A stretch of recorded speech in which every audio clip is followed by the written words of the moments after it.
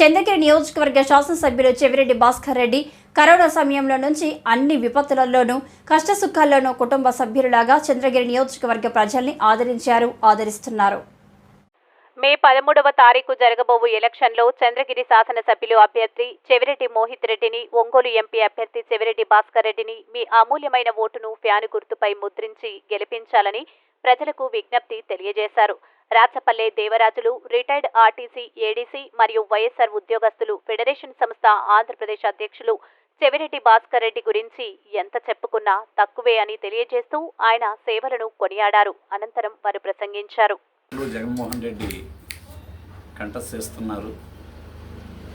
ఇది చాలా ఆనందమైనటువంటి విషయం. ఎందుకంటే ప్రస్తుతం మన చంద్రగిరి నియోజకవర్గానికి గౌరవనీయులైనటువంటి మోహిత్ రెడ్డి గారు కంటెస్ట్ చేస్తున్నారు. ఆయన్ని అత్యధిక మెజారిటీతో గెలిపించి జగన్మోహన్ రెడ్డి గారికి గౌరవాన్ని నిలబెట్టాలని కోరుకుంటా ఉన్నాను. ద సేమ్ టైం మన గౌరవనీయులైనటువంటి చెవిరెడ్డి భాస్కర్ రెడ్డి గారు గతంలో కూడా కరోనా సమయం అయితేనేమి, కరోనా లేనప్పుడైతేనేమి ప్రతి ఇంటికి దీపావళి పండగ వస్తే వాళ్ళ ఇంట్లో దీపావళి జరుపుకుంటారో లేదో అని అందరూ సంతోషంగా ఉండాలని ప్రత్యేకించి ఒక్కొక్క kilo sweet box, 1 KG mixture పంపించేవాడు. పేదవాళ్ళుగా ఉండి ఏదైనా కారణాలతో వాళ్ళు పండగ చేసుకోరేమో అనేటువంటి సందర్భాల్లో కూడా ప్రతి ఇంటికి ఆ విధంగా పంపించాడు. The same time January 15th కొండంత పండగ, పెద్ద పండగ అని పేరు మనకు. అటువంటి పండగలో బట్టలు తీసుకోలేని వాళ్ళు కూడా ఉంటారు, కొనుక్కోలేని పేదవాళ్ళు కూడా ఉంటారని వాళ్ళకందరికి కూడా ప్రతి ఇంటికి పంచా, ప్యాంటు, షర్టు, చీర, జాకెట్టు తన ఒక అన్నదమ్ముడుగా, కుటుంబ పెద్దగా, సోదర భావంతో అందరికీ ప్రతి ఇంటికి పంచ, టవలు, ప్యాంట్, షర్ట్లు, చీర, జాకెట్లు పంచివ్వడం. ఈ విధంగా ఎలక్షన్ అప్పుడు వచ్చినప్పుడే కాదండి, ప్రతి పండగకి సర్వీస్ చేసినటువంటి గొప్ప మహనీయుడు మన చెవిరెడ్డి భాస్కర్ రెడ్డి గారు. ద సేమ్ టైం ఎప్పుడైనా కరోనా పీరియడ్లో ఎవరైనా చనిపోతారేమో, ఎవరికైనా జబ్బు చేస్తామని భయంతో ఎక్కడో ఉన్నటువంటి నెల్లూరులో ఉన్నటువంటి ఆనందయ్యని ఇక్కడికి పిలిపించి ప్రతి ఇంటికి ఆ పశాకుని సబ్మిట్ చేసి ఏ ఒక్కరికి కూడా తలనొప్పి రాకూడదు, జ్వరం రాకూడదు, ఎవరూ చనిపోకూడదు, ప్రతి ఒక్కరూ బాగుండాలా, ఈ చంద్రగిరి సెగ్మెంట్లో ఉన్న వాళ్ళందరూ తన కుటుంబ సభ్యుల్లాగా చూసుకొని అందరూ బాగుండాలా, ఎవరూ డ్యామేజ్ కాకూడదు అనే వర్షంలో సర్వీస్ చేసినటువంటి చెవిరెడ్డి భాస్కర్ రెడ్డి గారు ఆయన్ని ఒంగోలులో అత్యధిక మెజారిటీతో గెలిపిస్తారని, ఆయన సర్వీస్ని మళ్ళా అదేవిధంగా ఒంగోలు ప్రజలు, చంద్రగిరి ప్రజలు యాజ్ ఇట్ ఈజ్గా ఉపయోగించుకుంటారని, ఈ వీడియోని చూసిన తర్వాత అయినా చంద్రగిరితో పాటు ఒంగోలులో కూడా ఆయన అత్యధిక మెజారిటీతో గెలిపించి ఆయన సర్వీస్ని ఉపయోగించుకోవాలని కోరుకుంటున్నాను. ద సేమ్ టైం మన జగన్మోహన్ రెడ్డి గారు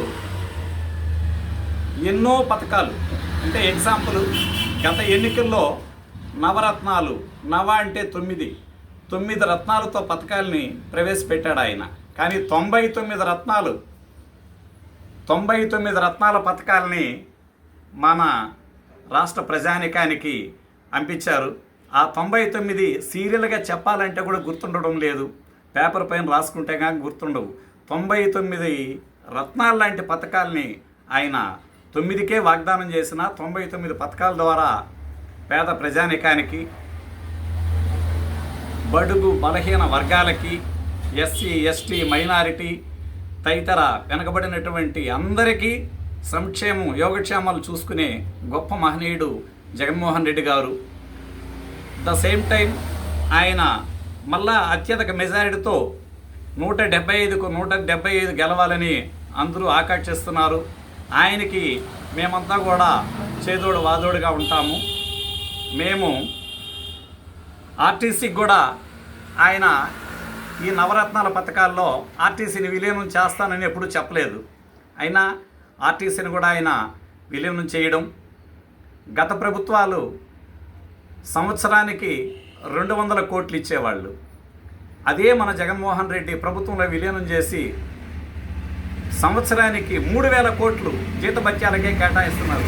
200 కోట్లు ఎక్కడ, 3000 కోట్లు ఎక్కడ? ఈ వ్యత్యాసాన్ని ప్రజలు, ఉద్యోగ సంఘాలు అందరూ కూడా గుర్తుంచుకోవాలా. గతంలో నైట్ అవుట్ పోతే 120 రూపాయలు ఉండేది, ఇప్పుడు 400 రూపాయలు చేశారు.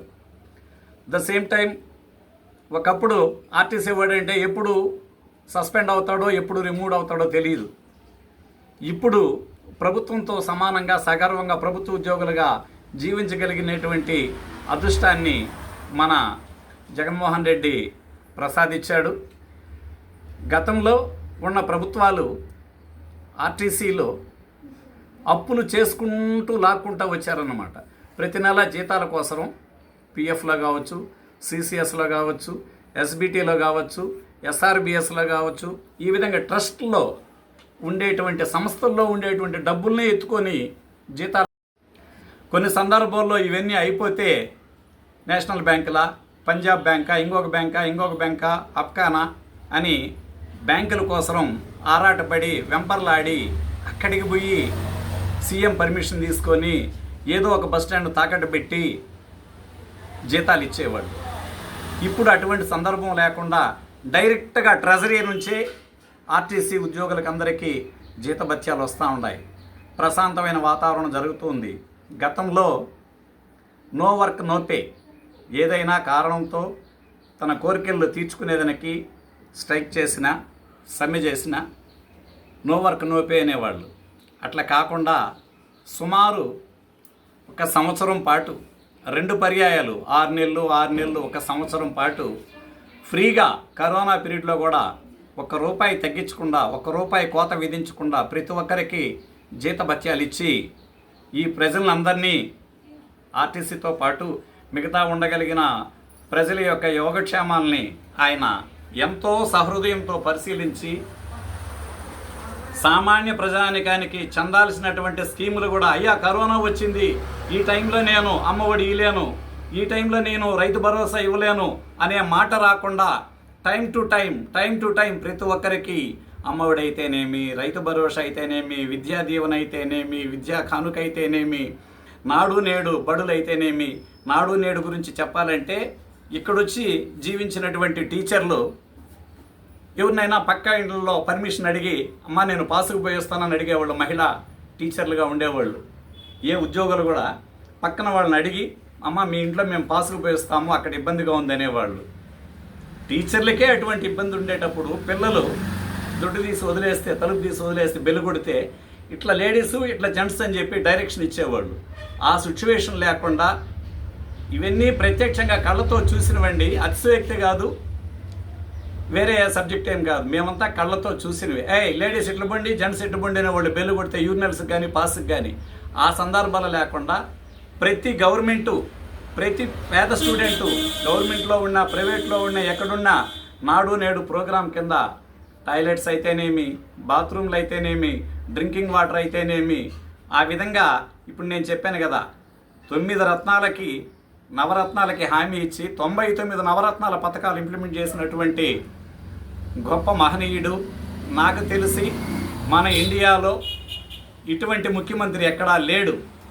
సో ఆయన్ని ఈ రాష్ట్ర ప్రజానికం అంతా కూడా అత్యధిక మెజారిటీతో ఫ్యాన్ గుర్తుపైన ఓటేసి గెలిపించి ఏ క్లాసుగా ఓటుతో దీవించాలని కోరుకుంటూ ఈ అవకాశం ఇచ్చిన నాకు మన అఖిలపక్ష టీవీ ఛానల్ వారికి హృదయపూర్వకమైనటువంటి ధన్యవాదాలు. గతంలో మాది ఈ రాయల చెరువు విలేజ్. ఈ 62 సంవత్సరాల పీరియడ్లో లాస్ట్ టైం వచ్చినంత బలంగా చెరువు ఎప్పుడూ రాలేదు. ఇక్కడ వరకు మనం కూర్చోండే ప్లేస్ వరకు ఈ ఏరియాలో ఉన్నటువంటి ఇండ్లన్నీ కూడా పూర్తిగా మునిగిపోయినాయి. చుట్టుపక్కల రోడ్లు తెగిపోయినాయి, జలమయమైపోయింది. సైకిల్ కానీ, స్కూటర్ కానీ, కారు కానీ రాలేని పరిస్థితి. అటువంటప్పుడు కూడా మన గౌరవనీయులైనటువంటి జగన్మోహన్ రెడ్డి అనుమతితో హెలికాప్టర్లో ఈ ఈ ఏరియాలో ఉన్నటువంటి మా రాయలచూరు గ్రామస్తులు అయితేనేమి, మచ్చారెడ్డిపల్లి తదితర ఏ గ్రామాల్లో అయితే రవాణా వ్యవస్థ స్తంభించిందో వాళ్ళకందరికి కూడా మన చెవిరెడ్డి భాస్కర్ రెడ్డి అన్న ఎమ్మెల్యేగా ఉండి తన వంతు కర్తవ్యాన్ని ఏ క్లాస్గా నిర్వహించి హెలికాప్టర్లో రైస్ తీసుకొని వచ్చి దింపి మమ్మల్ని అందరికీ ఇదే భజన గుడి దగ్గర వండుకొని నెమ్మదిగా తిని ఉండండి, మేము దీని నుంచి కాపాడుతామని చెప్పి దాదాపు 10 ఇటాచీలు, ఒక 8 జేసీపీలు తెచ్చి అక్కడ ఉన్నటువంటి రోడ్డు మరమ్మతులు, గండి అవన్నీ కూడా పూడిక ఇవంతా బటుగా తీపిచ్చి వాటర్నంతా ఫ్లోరేజ్ చేయించి ఈ కట్ట తెగిపోతుంది, విలేజర్స్ అంతా పరుగులు తీశారు అడవుల్లోకి, ఎవరు ఉండాల్సిన పని లేదు అని అనౌన్స్ చేశారు. ఆ విలేజ్ల్లో ఉన్నటువంటి కట్ట కింద మచ్చారెడ్డిపల్లి అయితేనేమి, గంగిరెడ్డిపల్లి అయితేనేమి, బలిసిపల్లి అయితేనేమి, కమ్మకండిగ అయితేనేమి, మిట్టూరు అయితేనేమి, రామచంద్రాపురం అయితేనేమి, మినిమం ఇంచుమించు ఆ మండలం పూర్తిగా వాళ్ళందరినీ కూడా సురక్షితమైనటువంటి ప్రాంతాల్లో మన టీటీడీ వాళ్ళు కట్టించుండేటువంటి బిల్డింగుల్లో ఇప్పుడు కలెక్టర్ ఆఫీస్ ఉంది, ఆ బిల్డింగ్లో కొంతమంది, ఇంకొక బిల్డింగ్ కొంతమంది, ఈ విధంగా ఎక్కడెక్కడ వాళ్ళ సురక్షితమైన ప్రదేశాలకి వాళ్ళని, వాళ్ళ పశువుల్ని వీటినంతా కూడా ప్రాణాల నుంచి, ఆకలి నుంచి, ప్రాణభీతి నుంచి, ఆకలి నుంచి కాపాడినటువంటి గొప్ప మహనీయుడు మన చెవిరెడ్డి భాస్కర్ రెడ్డి గారు. అదేవిధంగా ఆయన తనయుడైనటువంటి మోహిత్ రెడ్డి గారిని కూడా అత్యధిక మెజారిటీతో గెలిపించి తన యొక్క మంచితనానికి మన వంతు మనము ఏ క్లాస్గా చాటితేనే ఆయన ఇంకా రెట్టింపు ఉత్సాహంతో పేద ప్రజలందరినీ ఆదుకొని సర్వీసులో ముందుంటారని కోరుకుంటూ జై జగన్, జై జగన్, జై జగన్.